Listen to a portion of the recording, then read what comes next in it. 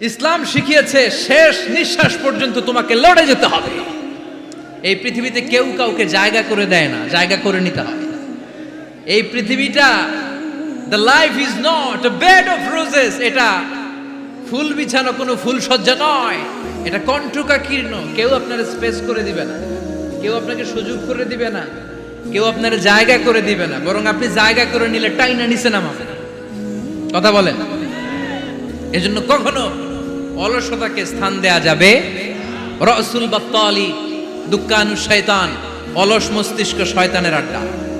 অলস যদি কেউ থাকে এটারে টেনে বেঁধে কাজে নামাবে, পারা যাবে? আল্লাহ তাআলা ততক্ষণ পর্যন্ত কোনো জাতির ভাগ্যের চাকার পরিবর্তন করে না যতক্ষণ পর্যন্ত ওই জাতি নিজে নিজের ভাগ্যের চাকার পরিবর্তন করতে না চায়। চিল্লা এখন ঠিক কিনা? আমরা আজকে অলসতাকে নো বলে যাবো এই মাহফিল থেকে। অলসতাকে আমরা কি বলবো? আওয়াজ করে বলতে হবে। অলসতাকে কি বলবো আমরা? মুমিনের জীবনে কোনো অলসতা নেই। যখন আমরা এই সিদ্ধান্তে আসতে পারবো যে আমরা অলস সময় কাটাবো না, আমরা আমাদের এই সময়গুলোকে প্রোডাক্টিভ ওয়েতে কাজে লাগাবো, কোনো না কোনো কাজের সাথে জড়িত হব।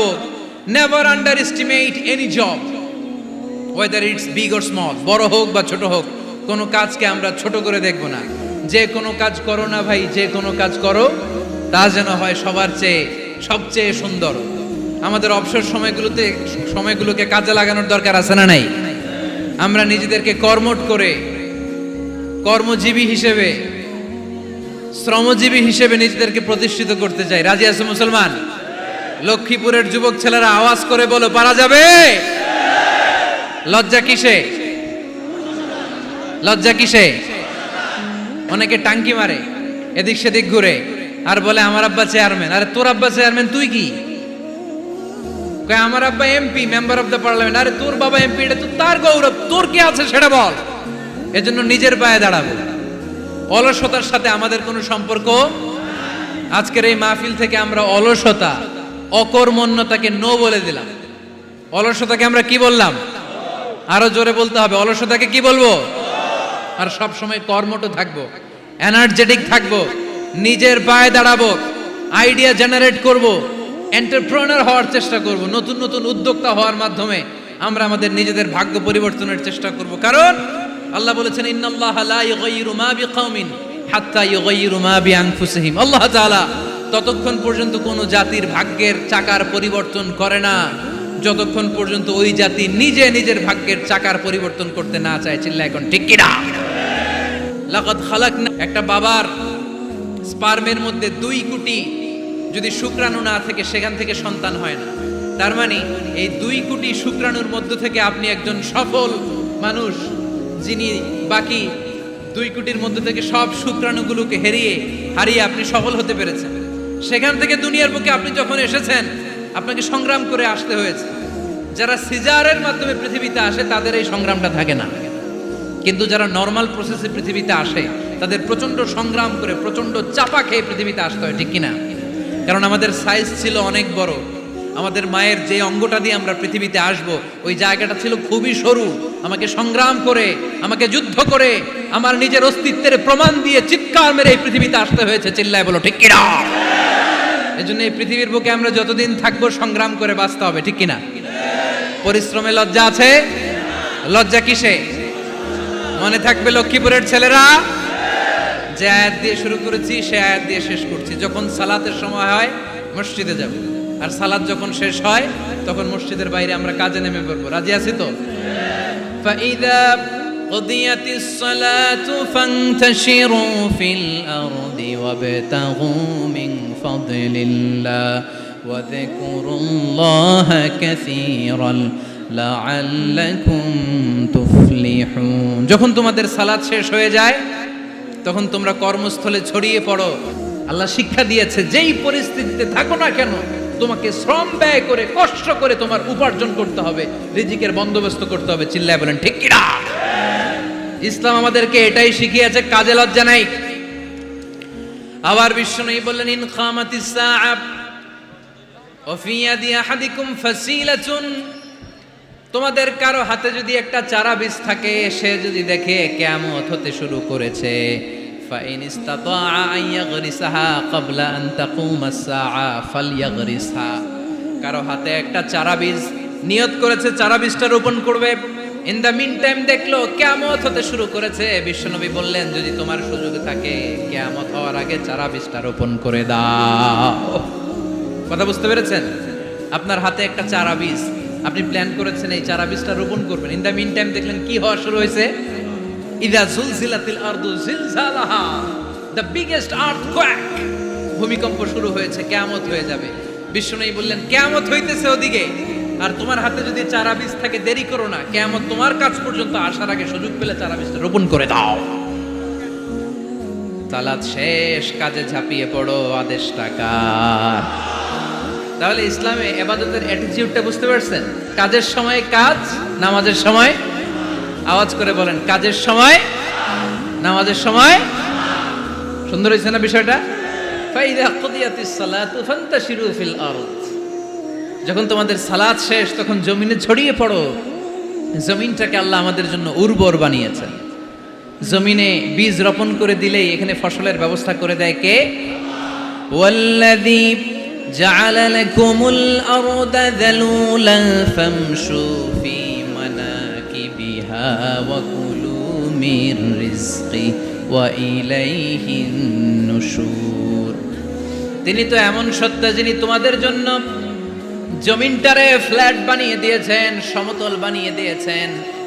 এই জমিনের অলিতে গলিতে, বনে বাদারে, রাস্তায়, সাগরে, পাতালে, পাহাড়ে, বিভিন্ন জায়গায় তোমরা ঘুরে বেড়াও, সেখানে যে আমি আল্লাহর রিজিক তালাশ করো। সুবহানাল্লাহ।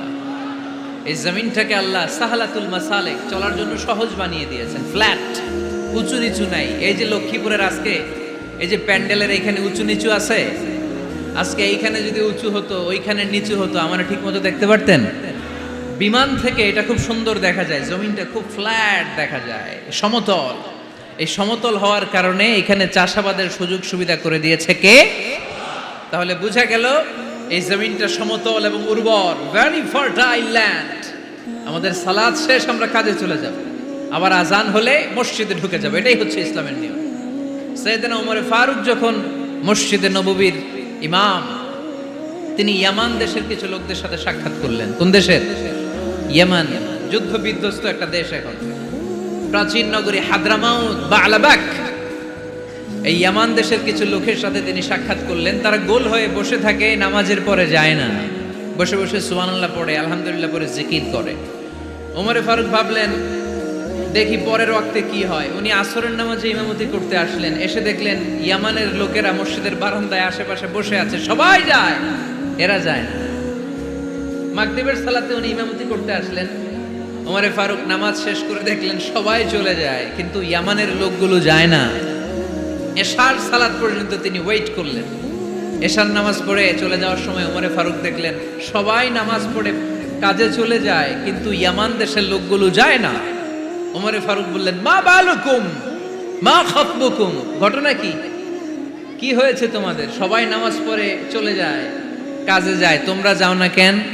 এখানে কি করো? ইয়ামানিরা বলতে শুরু করলো, নাহনু আল মুতাওয়াক্কিলুনা আলাল্লাহ, আমরা এখানে আল্লাহর উপর তাওয়াক্কুল করে বসে আছি। ওমরে ফারুক অবাক হলেন, আনতুম আল মুতাওয়াক্কিলুনা ফিল্লাহ, তোমরা আল্লাহর উপর তাওয়াক্কুল করে বসে আছো? তো এই যে সারাটা দিন খাপটি মেরে এখানে বসে থাকলে তোমাদের খাবার আসে কোত্থেকে? উপার্জন হয় কি করে? ইনকাম আসে কোত্থেকে? রুজি রুটি হয় কোত্থেকে?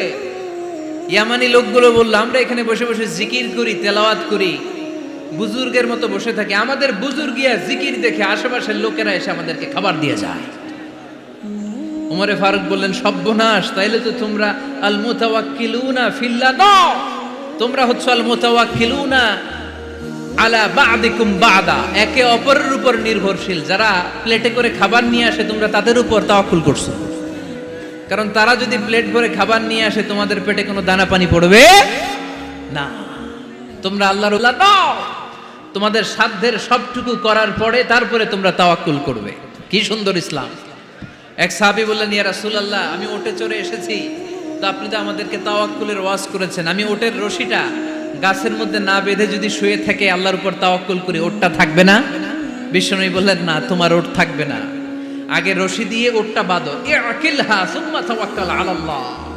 আগে টাইট করে রশি দিয়ে গাছের সাথে ওটের রশিটা বাঁধো, এরপর আল্লাহর উপর তাওয়াক্কুল করো। এইটার নাম তাওয়াক্কুল। চিল্লায় বলেন ঠিক কিনা? আপনার পার্টটা আপনার করতে হবে, আপনার যে রোল, এই রোলটা প্লে করতে হবে। আপনার সর্বোচ্চটুকু করার পরে আমরা তাওয়াক্কুল করি একজনের উপর। চিল্লায় বলেন তিনি কে? ওমর ফারুক বললেন, তোমরা মুতাওয়াক্কিলুনা আলাল্লাহ নাও, তোমরা বের হয়ে যাও। খবরদার এরপরে কোনো দিন তোমাদেরকে যেন এই মসজিদের মধ্যে ঘাপটি মেরে গোল হয়ে বসে থাকতে না দেখা যায়। কারণ ফাইদা কুদিয়াতিস সালাতু ফান্তাশিরু ফিল আরদ ওয়াবতাগু মিন ফাদলিল্লাহ। ইসলামের বিধান হচ্ছে যখন নামাজ শেষ মসজিদে বসে থাকা যাবে। চিল্লায় বলেন বসে থাকা যাবে? যাবে না। সর্বোচ্চটুকু করে তারপরে আপনাকে বের হয়ে যেতে হবে। প্রতিদিন সকালবেলা পাখির বাসা থেকে দেখবেন পাখিগুলো খালি পেটে বের হয়ে যায়। আপনাদের এই এলাকায় পাখির বাসা আছে? কি পাখির বাসা আছে? হ্যাঁ, সব পাখি আছে। তো সকালবেলা দেখবেন পাখির বাসা থেকে পাখিগুলো খালি পেটে বের হয়ে যায়। বিকেল বেলায় পাখিগুলোর ওদর পূর্তি করে পেট ভর্তি করে আবার পাখির নিড়ে ফিরিয়ে দেয় কে? কারণ পাখিগুলো তাওয়াক্কুল করেছে কার উপর? পাখিগুলো তাওয়াক্কুল করে যদি পাখির নিড়েই বসে থাকতো, ওদের পেটে খাবার আসতো? কথা বলেন। বিশ্বনবী এটাই বললেন, তাকদু খিমাসান ওয়া তারুহু বিতানান। তোমরা যদি পাখির মতো তাওয়াক্কুল করো, মানে আল্লাহর উপর তাওয়াক্কুল করে জমিনে বের হয়ে যাও, তোমাদেরও রিজিকের দায়িত্ব নিয়ে নিবে কে? সকালবেলা প্রতিটা পাখি না খেয়ে বের হয়ে যায়। একটা পাখির পেটের ভেতরে কোনো দানা পানি নাই, কিন্তু আল্লাহর উপর তাওয়াক্কুল করে পাখিগুলো যখন বের হয়ে যায়, বিকেল বেলা পেট ভর্তি করে ওদর ভর্তি করে আবার পাখির নিরে পাখিগুলোরে ফিরিয়ে দেয় কে? পাখিগুলো কি আমাদের মতো খাবার জমা করে রাখতে পারে? আমরা তো 7 দিনের বাজার একবারে করে ফ্রিজে রাখি। পাখিদের ফ্রিজ আছে না? আছে। আমাদের অতিরিক্ত টাকা হলে আমরা ব্যাংকে ব্যালেন্স করে রাখতে পারি, অ্যাকাউন্ট করে রাখতে পারি। পাখিরাও তো অ্যাকাউন্ট করে রাখে না? না, প্রতিদিন না খেয়ে বের হয়। কালকে ওই পাখিটা কি খাবে, কোন জায়গা থেকে তার রিজিকের ব্যবস্থা হবে আল্লাহ ছাড়া কেউ জানে। এটার নাম তাওয়াক্কুল। এটার নাম কি? আমাদের সাধ্যের, আমাদের ক্যাপাসিটি, আমাদের ক্যাপাবিলিটির সবটুকু করে আমরা তাওয়াক্কুল করি একজনের উপর। চিল্লায় বলেন তিনি কে? এজন্য ইসলাম আমাদেরকে শিখায়, সালাত যখন শেষ বের হয়ে যাও, কাজে নেমে পড়ো। কাজে কোনো লজ্জা নাই, পরিশ্রমে কোনো লজ্জা আছে? যিনি রিক্সা চালায় এতে তার কোনো লজ্জা আছে? দিনমজুর, কুলি, ঠেলা গাড়ি চালায়, ছোট্ট ব্যবসা করে, এতে কোনো লজ্জা আছে? লজ্জা নাই। খেয়াল রাখবেন, লজ্জা হচ্ছে অলসতায়। লজ্জা কিসে? বিষ্ণু ঈসা ইসলাম বলেছেন, মা আকালা আহাদুন তুআমান কাত্তু খায়রুম মিন আইয়াকুলা মিন আমালি ইয়াদি। নিজ হাতে উপার্জিত খাবারের চেয়ে, অর্থের চেয়ে শ্রেষ্ঠ খাবার পৃথিবীর কোনো মানুষ কোনোদিন ভক্ষণ করে নাই। চিল্লায় কোন সুবহানাল্লাহ। শ্রেষ্ঠতম খাবার নিজ হাতে উপার্জিত খাবার। ঘাম জড়িয়ে যে অর্থ উপার্জন করা হয়, যে ইনকাম করা হয়, এটা হালাল। আর হালাল খেয়ে দোয়া করলে কবুল করে কে? এজন্য খেটে খাওয়া মানুষ, শ্রমজীবী মানুষ আর মেহনতি মানুষদেরকে বিশ্বনবী খুব ভালোবাসতেন। তারা বিশ্বনবীর বন্ধু আর বিশ্বনবী ছিল তাদের বন্ধু। সুবহানাল্লাহ পড়েন। এত ভালোবাসতেন বিশ্বনবী খেটে খাওয়ার মেহনতি মানুষদেরকে। সব সময় বিষ্ণু ইসলাম তাদের জন্য দোয়া করতেন। এজন্য যারা খেটে খায় তারা কপালওয়ালা, তারা মুস্তাজাবুদ দাওয়া। তারা কি? মুস্তাজাবুদ দাওয়া মানে এমন ব্যক্তি যে ব্যক্তি দোয়া করতে দেরি হয় কিন্তু দোয়া কবুল হতে দেরি হয় না। আপনারা এখানে ব্যবসা করেন কে কে? দেখি তো, হাত তোলেন তো। ব্যবসা, মাশাআল্লাহ, অনেক ব্যবসায়ী আছে তো দেখি। আচ্ছা, হাত নামান। চাকরি করেন কে কে? চাকরি, চাকরিও তো অনেক করে দেখি, হাত নামান। প্রবাসী, ছুটিতে দেশে আসছেন। হুজুর আমি আছি, কই? আপনি দেখতে আসছেন? মাশাআল্লাহ। কোন দেশে থাকেন? সৌদি আরব। আলহামদুলিল্লাহ। সৌদিতে ভাল লাগে নাকি সৌদি স্বপ্নের দেশ, খাটতে খাটতে জীবন শেষ? ইনশাআল্লাহ। আচ্ছা, ইউনিভার্সিটির স্টুডেন্ট আছো কারা কারা দেখি? মাশাআল্লাহ, হাত নামাও। ক্লাস 5 থেকে ইন্টারমিডিয়েট পর্যন্ত পড়াশোনা করতেছো অথবা দাখিল আলিম পর্যন্ত, কারা কারা দেখি? মাশাআল্লাহ, হাত নামাও, হাত নামাও। একবারও যারা হাত তোলেন না এবার তারা হাত তোলেন। আন্নেরা কি করেন? হ্যাঁ, বেকার।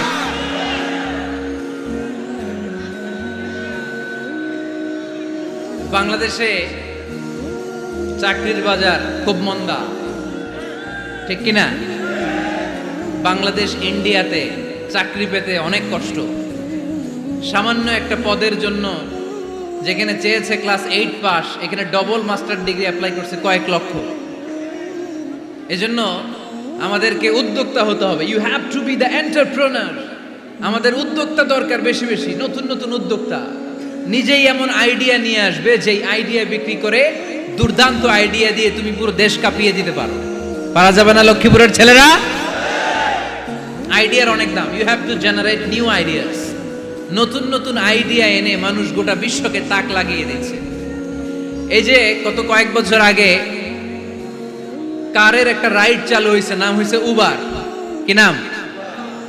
ঢাকায় যারা চলাফেরা করেন তারা হয়তো চড়েছেন। উবারের নাম শুনছেন না? এই উবার কোম্পানি কি করে জানেন? নিজেদের ব্যবসা নাই, পুঁজি নাই, পাত্তি নাই, অফিস নাই, কিচ্ছু নাই, কোটি কোটি টাকা হাতায় নিচ্ছে। Just idea, just they are generating new ideas. নতুন নতুন আইডিয়া দিয়ে গোটা বিশ্ব কাঁপিয়ে নিয়েছে একটা মোবাইল অ্যাপসের মাধ্যমে। কিসের মাধ্যমে? Mobile apps. একটা কোম্পানি খুলেছে, গোটা বিশ্বের সব প্রাইভেট কারওয়ালারা ওইখানে রেজিস্ট্রেশন করে আপনি মোবাইলে কোথায় যাবেন, কোত্থেকে যাবেন লিখবেন, গাড়ি আপনার বাড়ির সামনে এসে হাজির। তার একটা পার্সেন্টেজ ওই উবার কোম্পানি পায়। ইউনাইটেড স্টেটস অফ আমেরিকার একটা স্টেট আছে সান ফ্রান্সিসকো, ওইখান থেকে শুরু করছে। 775টা সিটিতে ওদের অপারেশন আছে। বাংলাদেশে ঢাকাতেও আছে। আমি মালয়েশিয়াতে থাকি, ওখানেও আছে, ওখানেও আমরা চড়ি। প্রায় 63টা দেশে ওদের কাজ বাজ আছে।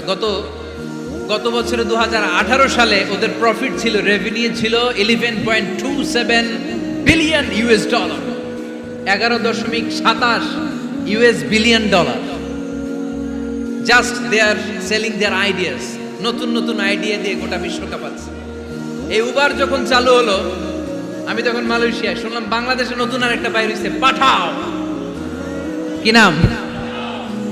এটা বোধহয় সারা বাংলাদেশ ব্যাপী হয় নাই, 3টা জায়গায়, সিলেটে, চট্টগ্রামে আর ঢাকায়। এরা আরো চালাক। বাংলাদেশের ছেলেপেলেদের মাথায় চিকন চিকন অনেক বুদ্ধি। এরা ভাবলো এই উবার দিয়ে আর আমরা কত আগাবো, আমাদের গাড়ি আরো ছোট করতে হবে। এরা মোটরসাইকেল রাইড দেওয়া শুরু করছে। জ্যামের শহর ঢাকা, চিপা চাপা দিয়া এরা আপনারা নিয়ে জায়গা মতো পৌঁছায় দেবে। তো এই যে উবারের পরে আমাদের ছেলেরা বানাইলো পাঠাও। এরপরে কত কিছু বানাচ্ছে ছেলেপেলেরা, আমি তো এগুলো দেখে অবাক। রকমারি.com নাম শুনছো? বিক্রয়.com নাম শুনছো? ঘরে বসে বসে কোটি কোটি টাকা হাতিয়ে নিচ্ছে তারা। Just they are selling their ideas. যেহেতু আমাদের চাকরি কম, ওই চাকরির বাজারে আমরা লাইন দিতে চাই না। আমাদের মেধাকে খাটিয়ে খাটিয়ে আমরা নতুন তরুণ উদ্যোক্তা বানাতে চাই। চিল্লায় বলো ঠিক কিনা? উদ্যোক্তা যত বাড়বে ততই দেশের কল্যাণ হবে। মানুষ তাদের আইডিয়াকে কাজে লাগিয়ে গোটা বিশ্বকে তাক লাগিয়ে দিচ্ছে। আমরা আমাদের সমতল ভূমিতে চাষ করতে চাই না। মালয়েশিয়াতে একটা এলাকা আছে ক্যামেরুন হাইল্যান্ড, ওরা পাহাড়ের মধ্যে চাষাবাদ করে গোটা মালয়েশিয়ার খাদ্যদ্রব্যের অভাবকে মুক্ত করে দিয়েছে। পাহাড়ের মধ্যে ওখানে ফুলের বাগান, ক্যামেরুন হাইল্যান্ড প্রায় 6000 ফিট উঁচু, প্রচন্ড ঠান্ডা। এই ঠান্ডা পাহাড়ি হিল ট্রাক্স এরিয়াতে মালয়েশিয়ার এই ক্যামেরুন হাইল্যান্ডে ওখানে আছে ফুলের বাগান, আছে ফলের বাগান, আছে চায়ের বাগান, ওখানে মধুর চাষ হয়, ওখানে শাকসবজি চাষ হয়, ওখানে অনেক কিছু চাষাবাদ হয়। ওই ফলমূল শাকসবজি দিয়ে গোটা মালয়েশিয়ার 14টা স্টেটে যত শাক সবজি ফলমূল লাগবে ওরা আঞ্জাম দেয়। আর আমরা আমাদের সমতল ভূমিতে চাষ করতে চাই না। আমরা চাষাবাদকে খুব লজ্জা মনে করি। এটা ভুল আইডিয়া। আমাদের যে এলাকা যেই জিনিসের জন্য বিখ্যাত ওইটাকে আমাদের ব্র্যান্ডিং করতে হবে। লক্ষ্মীপুর কিসের জন্য বিখ্যাত? নারিকেল সুপারি। নারিকেল সুপারি যে পৃথিবীর কত মানুষ, ইন্দোনেশিয়ান লোকেরা মুড়ির মতো খায় নারিকেল আর সুপারি। তো এইটারে আমাদের ব্র্যান্ডিং করতে হবে। যেই দেশে যেটা আছে যে এলাকা যেই পণ্যের জন্য বিখ্যাত ওইটা আমাদের ব্র্যান্ডিং করতে হবে। আমাদের আদমজির জুট মিল বন্ধ না, ভাওয়ানি জুট মিল বন্ধ। আমাদের পাট শিল্পকে ধ্বংস করে দিয়ে ইন্ডিয়া এখন ওই কটনের পাঞ্জাবি বানায়, জুট কটনের পাঞ্জাবি, আছে না নাই? পুরা বাংলাদেশের মার্কেট এই জুট কটনের পাঞ্জাবি দিয়ে সয়লাভ। আমাদের বাংলাদেশের পাট দিয়ে যদি আমরা মিহি পাঞ্জাবি বানাতে পারতাম, গোটা বিশ্ববাজারকে আমরা দখল করে নিতে পারতাম, ঠিক কিনা? এজন্য আমাদেরকে নতুন নতুন আইডিয়া জেনারেট করতে হবে। চাকরির পিছনে বসে থাকলে চলবে না। আর আজান যদি হয়ে যায় ছুটে যাব মসজিদে, আর নামাজ শেষ হলে আমরা আমাদের কাজের দিকে চলে যাব। চিল্লায় বলেন ঠিক কিনা? যেটাই করব আমরা ভালোভাবে করব। আল্লাহ বলেছেন লিয়াবলুয়াকুম আইয়ুকুম আহসানু আমালা। লক্ষ্মীপুরের ভাইয়েরা আওয়াজ করে উত্তর দেন, আওয়াজ করে উত্তর দিতে হবে। জান্নাতে যেতে হলে 100তে কত নাম্বার পেতে হবে? হ্যাঁ, হয় নাই 51। কি নাম তোমার? হ্যাঁ, ফরহাদ। জান্নাতে যেতে হলে 100তে আমার দরকার 51। 100তে কত লাগবে? ফাআম্মা মান সাকুলাত মাওয়াজিনুহু ফাহুয়া ফি আইশাতির রাদিয়া। সেদিন মিজানের পাল্লা যার ভারী হয়ে যাবে সে আনন্দ উৎসবে থাকবে। তো মিজানের পাল্লা ভারী হওয়ার জন্য 100তে আমার কত পাওয়া লাগবে? কত পাওয়া লাগবে? 51 পেলেই হয়ে যাবে। এজন্য আল্লাহ বলছেন লিয়াবলুয়াকুম আইয়ুকুম আহসানু আমালা। যেটাই করবে ভালোভাবে করবে। আল্লাহ এটা পরীক্ষা করতে চান যে আমরা ভালোভাবে কে কতটুকু আমল করেছি। যারা আরবি বুঝেন আলেম ওলামা আপনারা জানেন, এখানে আল্লাহ বলেননি লিয়াবলুয়াকুম আইয়ুকুম আকসারু আমালা। আল্লাহ এটা দেখতে চান যে তোমাদের মধ্যে থেকে কে বেশি আমল করে। এটা বলছে আল্লাহ? বলে নাই। আল্লাহ বলেছে লিয়াবলুয়াকুম আইয়ুকুম আহসানু আমালা, যে ভালো করে করে। এজন্য আমরা যাই করি না কেন কি করে করব? আওয়াজ করে বলতে হবে। কেমন করে করব? যে কোনো কাজ করো না ভাই, যে কোনো কাজ করো তা যেন হয় সবার চেয়ে সবচেয়ে সুন্দর।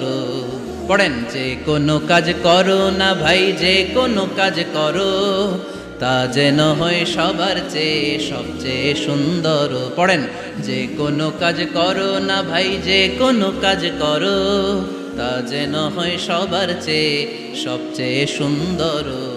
হোক না সেটা পড়া লেখা, রঙের ভাষায় ছবি আঁকা। পড়েন, হোক না সেটা পড়া লেখা, রঙের ভাষায় ছবি আঁকা।